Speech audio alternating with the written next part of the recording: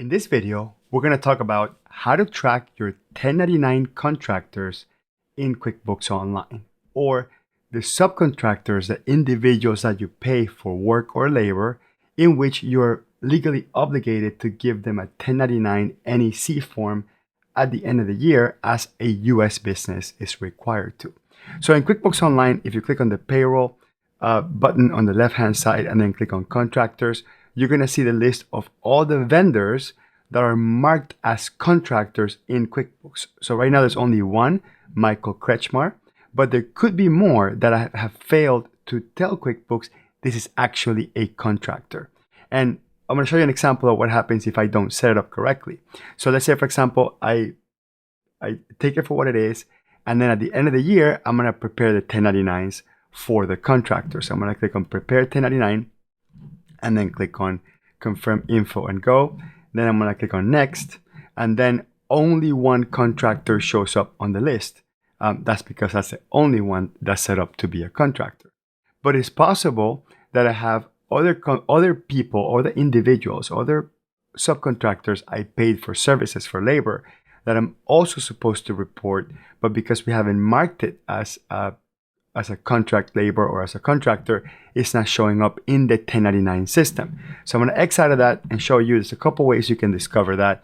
Easiest way is to run a report called Expenses by Vendor Summary, and then you run it for, let's say, last year.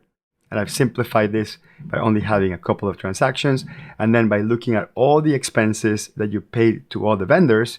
And that's why it's really important to always put a vendor in a transaction. You get to see which are all the individuals. So we got Carlos Gomez, Michael Kretschmar, all the individuals that you've paid that year. And as long as you pay them more than 600, they are a 1099 contractor. Now I'm going to show you really quick. I'm just going to do this year so you can see how this report is usually not that simple. This report has every single vendor you have paid for every reason. So you might need to print these out and look at each one and see, okay, where are my individuals that are my contractors or my independent contractors, and pick them out from there. But I'm going to do last year again and click on Run Report.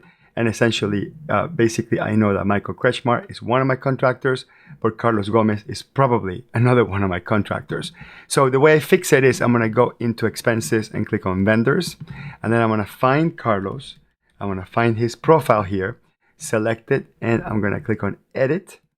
And then in here, I'm going to look all the way in the bottom to where it says Track Payments for 1099. As long as I have that little checkbox there, now QuickBooks puts it in the contractors category, even though it's still a vendor, but it puts it in the contractors category so you can use it to do your 1099 forms at the end of the year.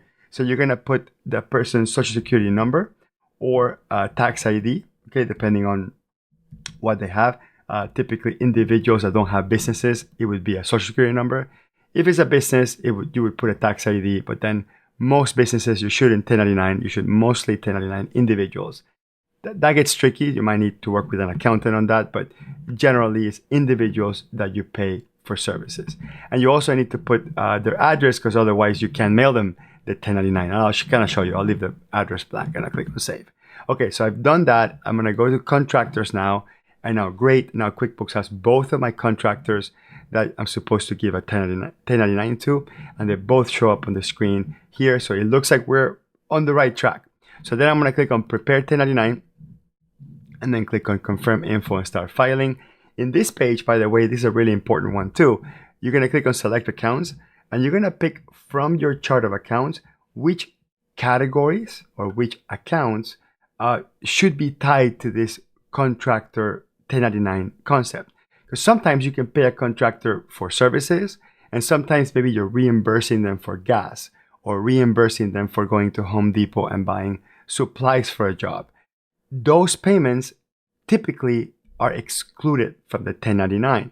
So the way you sort of make sure that you only report their labor, their services provided, is you're going to pick the specific account that matches that. So I'm going to show you that. I'm going to X out of that. I'm going to remove both of these. I'm going to click Select Accounts one more time. I'm going to type the word labor, and then we have an account here called labor. So I'll select that, and then I'm going to search for subcontractor. Okay, that's not there. Maybe just contractor. and that's their contractor. So you have to look for all the accounts that look and smell like professional services, like labor, okay? And you have to select them and then click on add. And then you have to tell it, okay, this goes in box 1 of the 1099 NEC. Long story short, this is the most common thing that we're going to report, box 1 on the 1099 NEC. Now, if you're paying somebody rent, an individual paying rent, then you will report that under the rents box 1. And then notice that there's other boxes here, other reportable transactions. But for the most part, 99% of the times, it's going to be box 1 or rents. So in this case, let's say we're not doing rents. This is just labor. So we're going to use box 1, non-employee compensation. Then click on next. Now on the next screen, it shows me both of my contractors and the total dollar amounts that I pay them through the year. So this is last year. And notice that I can't check Carlos Gomez because I don't have the full information. I don't have the address in there. So obviously that's the problem. So I'm going to click on edit here, which is pretty cool. I can edit the address on the fly. So let's do 101 Main Street, Miami, Florida, 33333. Click on save. And then I have to make sure that I spell out the actual legal name. So Carlos N.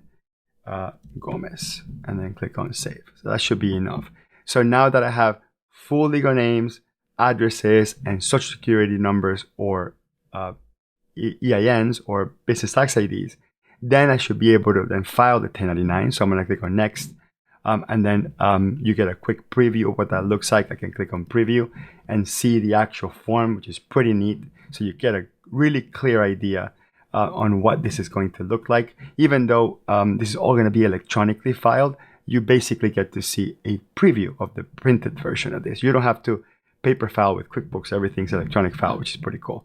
Then you click on next, and then you're going to pay for that. Okay, so depending on the type of service that you have, you're typically going to just pay for the 1099. Click on continue to e-file, and then that's going to charge the credit card that you have on file. It's going to ask you to validate all this information. Okay, then click on verify address and save, and then you would finish the purchase process and then file. So obviously I'm not going to do that because it's all got fake information in there. So, but that would be the last thing you would do. You would pay for the electronic filing of the 1099s. You would file it, and then you'll have PDF versions of that, and you can either email it to the contractor or have it physically mailed to the contractor. So that's it in a nutshell. That's how you create your vendors that are contractors, and essentially that's how you flow through all the way to 1099s at the end of the year. Make sure you check the description for all the videos in this series of QuickBooks Online tutorials, and subscribe to the channel so you can get notifications every time I create tutorials like this. I hope this was useful. I hope this enhances your QuickBooks Online experience, and I'll see you on the next one.